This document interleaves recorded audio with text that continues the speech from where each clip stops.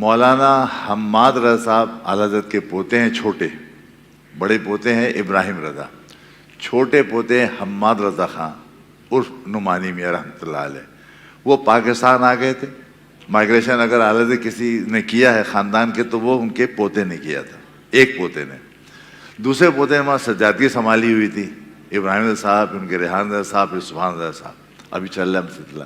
وہ یہاں آ گئے تھے، لیکن یہاں آنے کے بعد بہت جلد ان کا انتقال ہو گیا.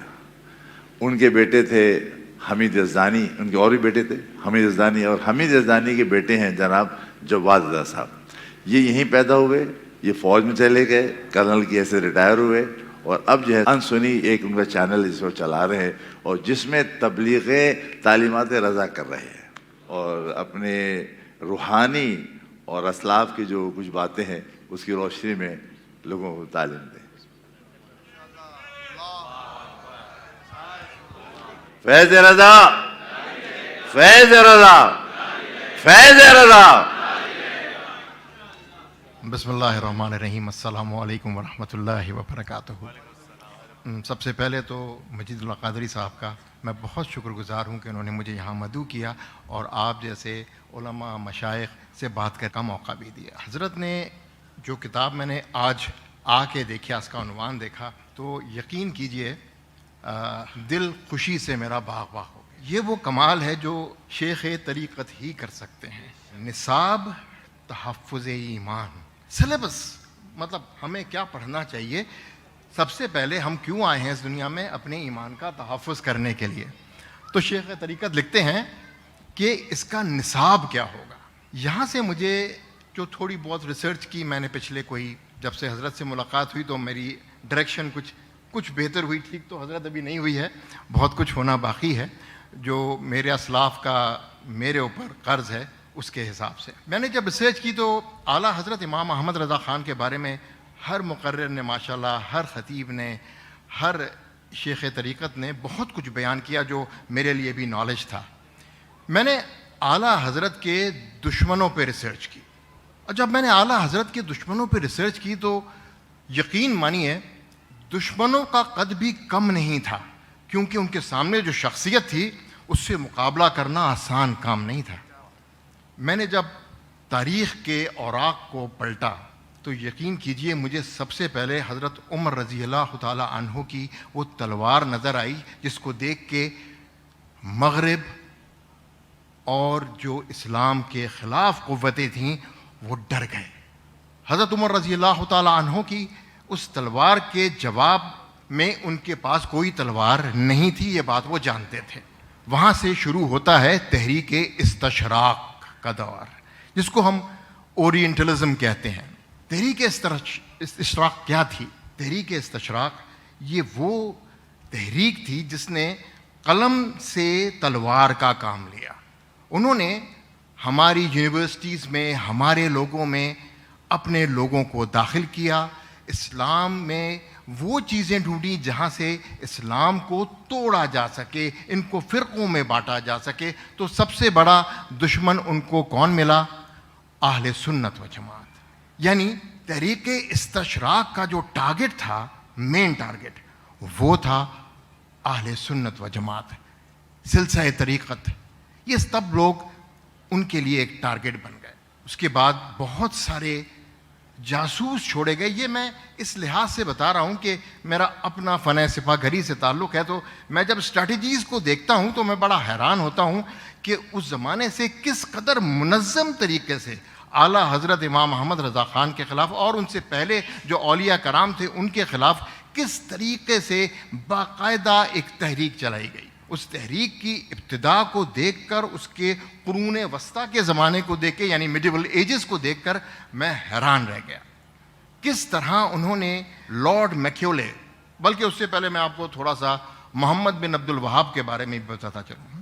محمد بن عبد الوہاب ایک کتاب ہے کنفیشنز آف برٹش اسپائی، یعنی اعترافات ہیں ایک برطانوی جاسوس کے جو کہ تحریک استشراق کا ایک نمائندہ تھا. جب انہوں نے پڑھ لیا کہ کیسے اسلام میں فرقہ بندی لائیں، کیسے توڑیں اس کو، اور کیسے اہل سنت و جماعت پہ حملہ کریں، تو ان کو ایک بہترین طریقہ یہی ملا کہ عرب کی زمین سے کسی کو چنا جائے اور اس کو پھر وہ کام دیا جائے جو پہلے کبھی نہیں ہوا۔ توحید کے نام پہ حضور کونین حضرت محمد صلی اللہ علیہ وآلہ وسلم کی شان میں گستاخیوں کو عام کر دو، روح محمدی دین سے باہر نکال دو۔ اگر روح محمدی دین کو نکال دی تو پھر اقبال تو خود فرما چکے ہیں کہ پھر رہ ہی کیا جاتا ہے ہمارے مذہب، ہمارے دین اسلام کے اندر۔ یہاں سے طریق استشراق نے ایک ٹیکٹیکل موڈ میں آ کر کام شروع کیا۔ محمد بن عبد الوہاب 1744 میں پھر معاہدہ کرتا ہے محمد ابن سعود کے ساتھ، یعنی اب اس کا وہ عقیدہ جو کہ مسلمانوں کو توڑنے کے لیے تھا، اہل سنت و جماعت کے خلاف تھا، اس کو ایک طاقت دی گئی آل سعود کے ذریعے۔ 1744 سے لے کر آج تک دیکھ لیجئے کیا حالت ہے ہم مسلمانوں کی اور کیا حالت ہے اہل سنت و جماعت کی، اور اس کے سامنے ایک ہی مرد مجاہد نظر آیا بر صغیر میں، اعلیٰ حضرت امام احمد رضا خان رحمۃ اللہ علیہ۔ وہابیت، رد وہابیت ہو، رد دیوبندیت ہو، رب شیعیت ہو، رب چکڑالویت ہو، کسی بھی قسم کا ایسا فرقہ جس نے رسالت محمد صلی اللہ علیہ وآلہ وسلم کو چیلنج کرنے کی کوشش کی، اس کے سامنے ایک چٹان بن کے کھڑے ہوئے امام احمد رضا خان۔ اب اگر میں محمد بن عبد الوہاب سے لے کر بات بر صغیر میں آتا ہوں، شاہ اسماعیل دہلوی کی کتاب ہے تقویۃ الایمان۔ اچھا، یہ کتاب پورا چربہ ہے کتاب التوحید کا جو کہ محمد بن عبد الوہاب نے لکھی۔ بے شمار گستاخیاں حضور کونین حضرت محمد صلی اللہ علیہ وآلہ وسلم کی شان میں کی گئیں، اور اسی کا ایک چربہ بنایا گا تقویۃ الایمان۔ اس تقویۃ الایمان کی کتاب کی انگریزی ٹرانسلیشن ہوتی ہے جناب، اور اس کو مفت بانٹا جاتا ہے 1837 کے بعد، اور اس کو چھاپتا کون ہے؟ British umpire, Royal Asiatic society. آج بھی اگر آپ انٹرنیٹ پہ سرچ کیجئے تو رائل ایشیاٹک سوسائٹی تقویۃ الایمان کا انگریزی ترجمہ کرتی ہے اور تمام لوگوں کو مفت بانٹ دیتی ہے۔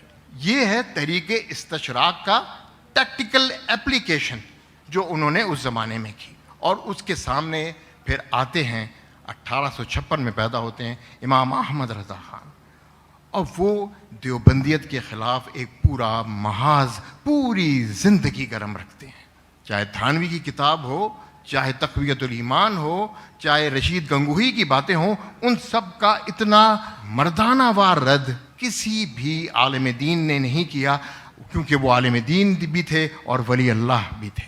میری اس کتاب کو دیکھ کر میں نے بات چیت شروع کی۔ میرا کوئی پلان نہیں تھا، سر نے مجھے موقع دیا، sir thank you very much. میرا کوئی پلان نہیں تھا کوئی بات چیت کرنے کا، لیکن اس کتاب کا عنوان دیکھ کر میں بہت بہت خوش ہوا کہ یہ ایکچولی ہمارے ایمان کا تحفظ کو، بہار شریعت کو، جیسے سر نے بھی بتایا، بہار شریعت کو بہت خوبصورت طریقے سے اس کا خلاصہ بنایا، اور خلاصہ بنا کر آج کے مسلمان کو جس کو اس کی بے پناہ ضرورت ہے، بے پناہ ضرورت ہے کہ ہم اپنے ایمان کا تحفظ کریں۔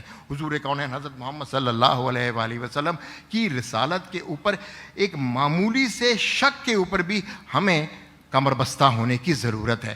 وہ اس ایمان کے تحفظ کے لیے یہ کتاب ہے۔ ماشاءاللہ سر، آپ کو بہت مبارک ہو، آپ نے ایک وہ کام کیا ہے انشاءاللہ تعالی جس کے اثرات ہماری آگے آنے والی نسلوں میں بھی جائیں گی۔ میں ایک یوٹیوب چینل چلاتا ہوں، ساتھ فیس بک پہ بھی ہوں، اور انسنی باتیں میرا چینل ہے۔ انشاءاللہ سر اگلی ڈاکیومنٹری اس کتاب کے اوپر ہی اللہ کے حکم سے میں بناؤں گا انشاءاللہ تعالی۔